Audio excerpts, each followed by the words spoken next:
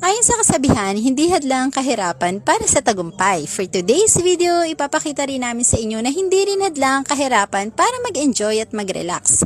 So this is Friday at nagkataon nga na walang pasok ang mga bagets. Kaya naman, nagkayahan kami ni Mami Lisel na mag-Santa Lucia since may event din that day para sa mga kids. And para maigala na rin namin at makalabas na rin itong mga batang to. And since pareho kaming medyo short ang budget, nagsuggest ako kay Mami Lisel na magdala na lang kami ng kanin.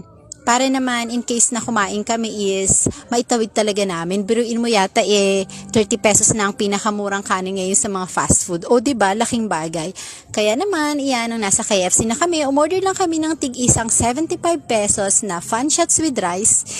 Talagang sulit na sulit. Biruin mo baho pa yata itong nadala ko, kaya talagang mabigat to. Alam mo naman sa KFC, gravy pa lang, ulam na. So yun lang mga mami.